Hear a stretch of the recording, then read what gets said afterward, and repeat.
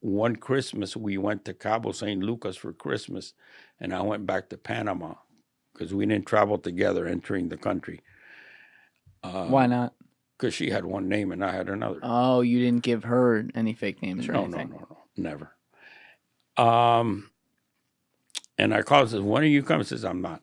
That's it. I'm leaving you. I'm not gonna. I'm not gonna spend my whole life, just like you said, as a gypsy." So you are.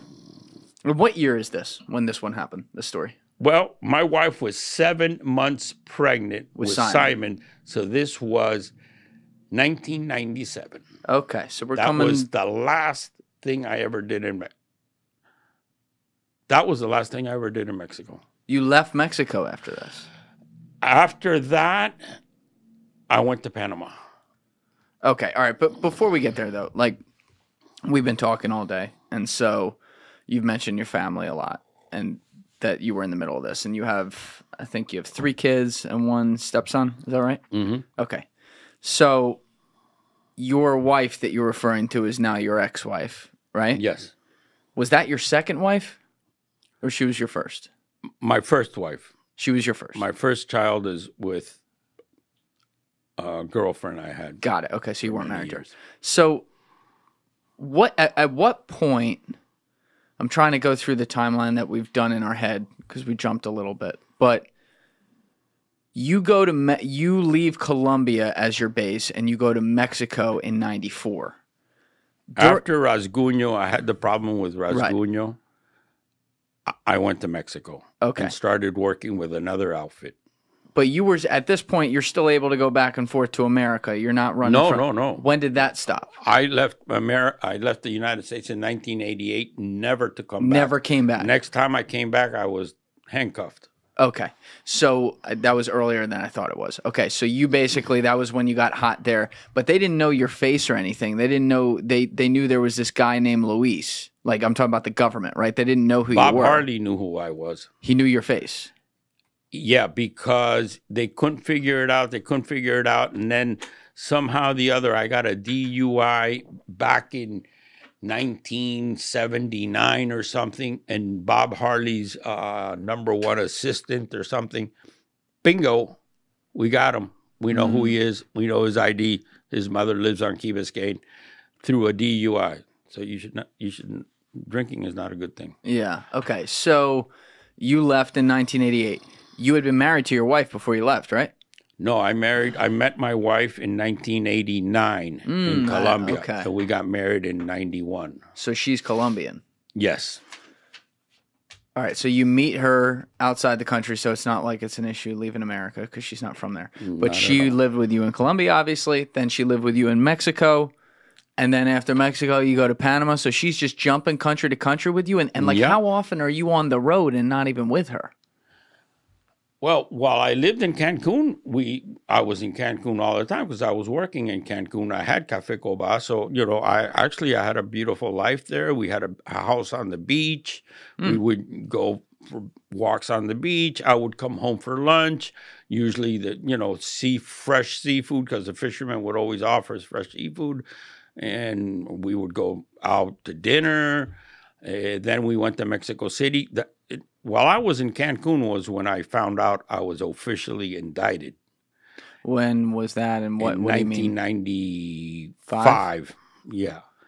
And I left Cancun. That's when I left to Mexico with my wife. And then that's when we became Jewish because I thought it'd be a good idea. Knowing that I was officially indicted, I thought I'd change my name a bit.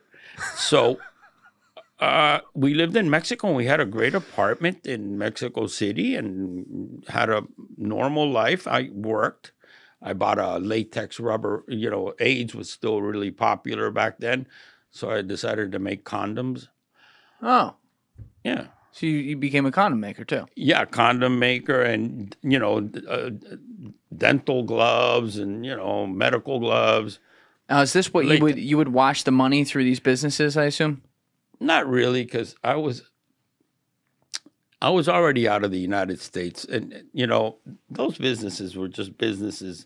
They produced money, But I had a Mexican partner, and I didn't really want to mix it up like that. So, but is the connotation there, meaning that like in these countries that aren't the United States, they don't really track where your money's coming from?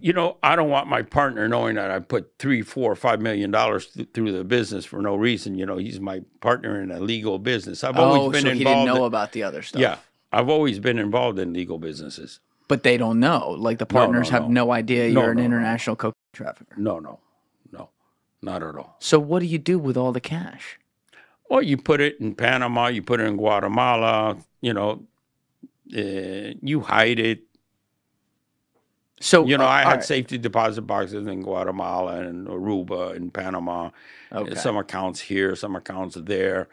Remember the big money is made by the owners of the merchandise. We're just transporters, so we make money, but it's not like hundreds of millions. Yeah, we see hundreds of millions, right? But we keep a percentage of that. Still a good living. Yeah, certainly a good living. It's very good living. Did you ever... can do whatever you want with that money? You do whatever you want. You buy whatever you want. You never have to ask the price of anything in life. You want 5 Rolexes, you buy 5 Rolexes. You want 2 Lamborghinis, it's a lot of money. Yeah. I mean, these other guys are billionaires. But, if 100 million go through your hands and you keep 10, still, that's a lot of money. Did you ever deal with Noriega at all for anything? No. A lot of guys dealt with him during that era. That's why I ask. No. Decided, probably for the best. Yeah. Yeah, he went down in a ball of flames there. So yeah. But all right, so you're putting all your money all over the place. Your family's moving around with you. There's points where you do have a good normal life. Your wife knew what you did, though, right? Yes. Okay. So was she was always after me to quit.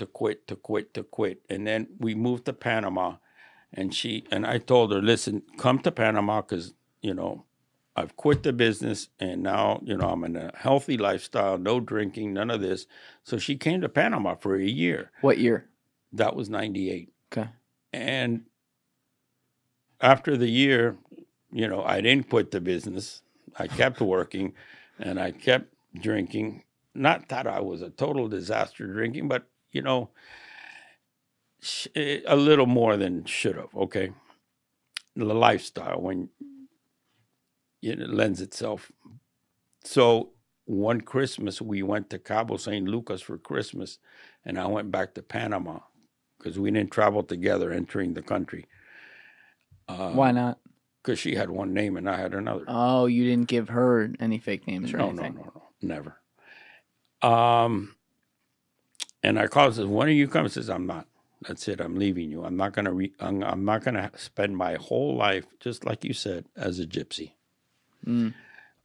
I promised her the world. I told her, listen, I've got a mansion picked out in Marbella, $3-4 million home down there. No. And she left me. And that was 98. Yeah. And then I was seeing this girl that worked at the Davidoff store in Panama. So I told her, you want to come to Europe? And we left to Europe. But I was very depressed. Yeah, I was going to say, that sounds like, because you said even to this day, you're best friends with your ex, right? Yes. So it's a lifelong relationship in a way. That had to be a very low moment. It's the first time I ever saw a psychiatrist in my life. So. You see a Panamanian psychiatrist? Yeah, he gave me Paxil and Xanax at the same time.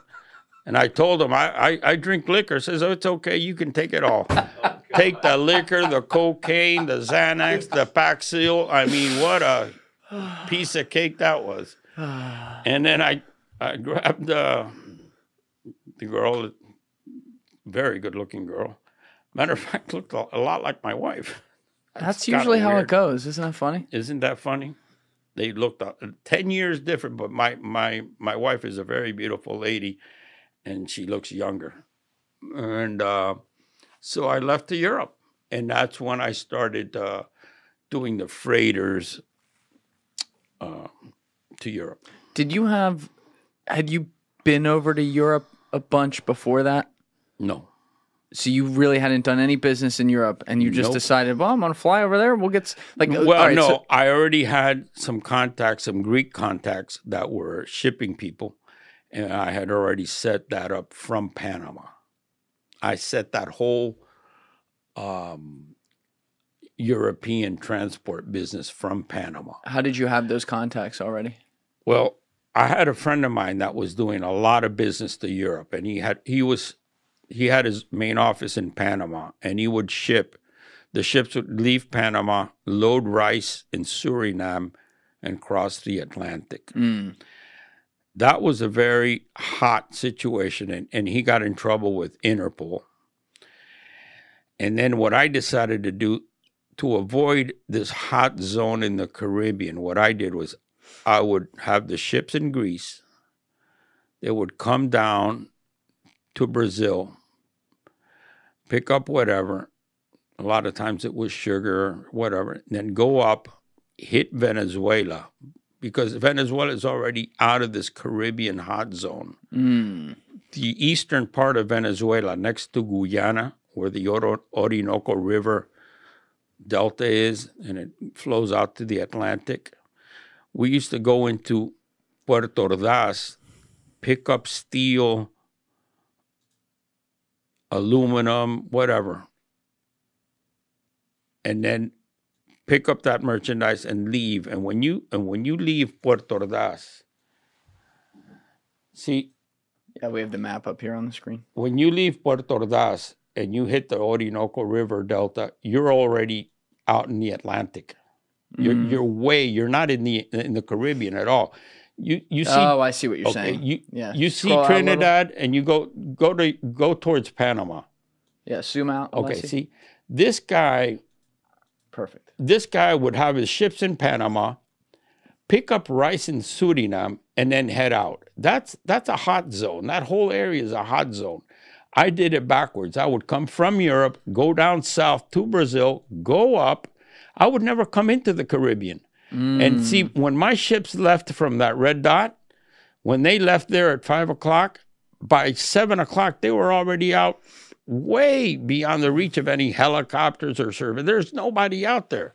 There's Japanese fishing boats out there. There's nobody. And this is pre Hugo Chavez and everything. Hugo right? Chavez had just come in. Oh, he had just started. 1998, yeah. And that wasn't scary to operate out of his country? No, it was a blessing. Why was it a blessing? The DEA was on its way out. Oh, because he wasn't. The DEA was still there because Eric Kobinski was there. But after that, the DEA got kicked out. But Venezuela was still a very good place to work from. And we had all the merchandise stashed in the Orinoco River Delta.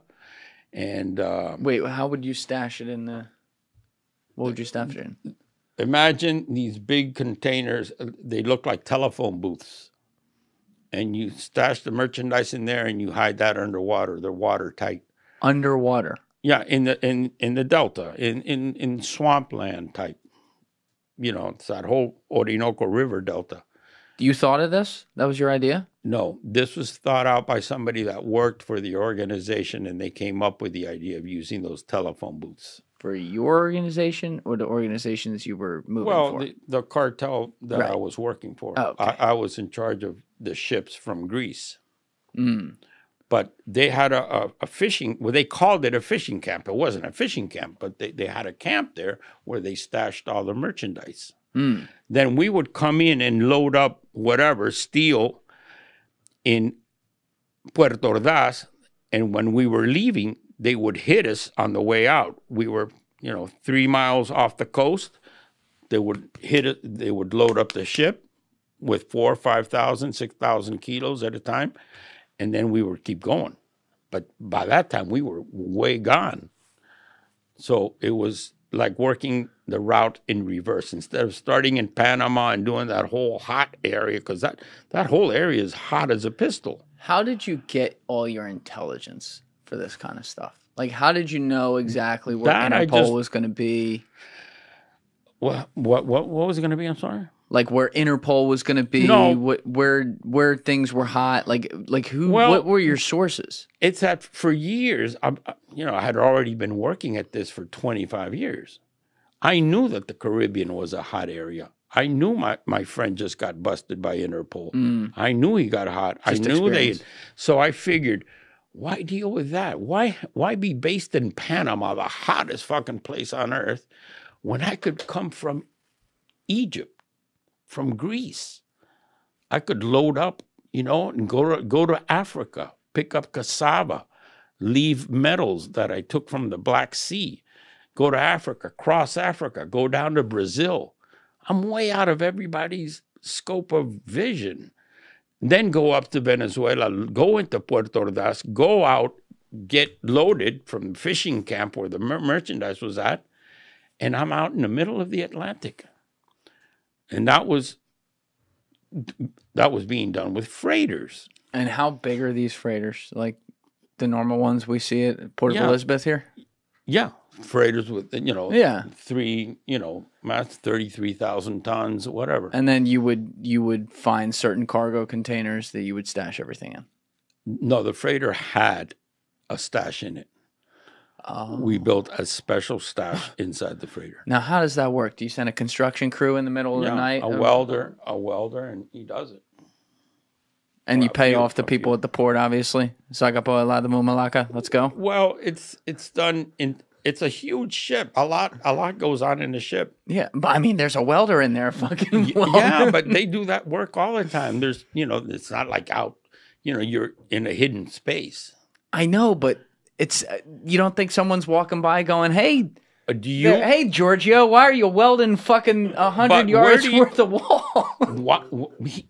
He does it in a place that nobody sees him. But how much coke are you putting on those ships? 5,000 kilos. I mean, that's a lot of kilos. Not really. You know how big those ships are? They're huge, but like 5,000 kilos would probably fit in this room. That's what I'm saying. There's a pretty big room. Like no one's gonna walk by that and see the guy building it. Inside a freighter. Have you ever been inside a freighter? Yeah, you get lost. I don't think I've been inside one. No, they're huge. They're enormous. Yeah, enormous. So it's pretty easy. Very. Okay, I'll take your word. I mean, I've seen them. I haven't been in them. Yeah, I'm pretty sure. It's I mean, there's so much shit going on in any given port, and you're inside a ship. I mean, there's a whole life going on inside that ship. Thank you for watching the video, guys. If you haven't already subscribed, please smash that subscribe button and check out this clip's full podcast episode by clicking here or in the description below.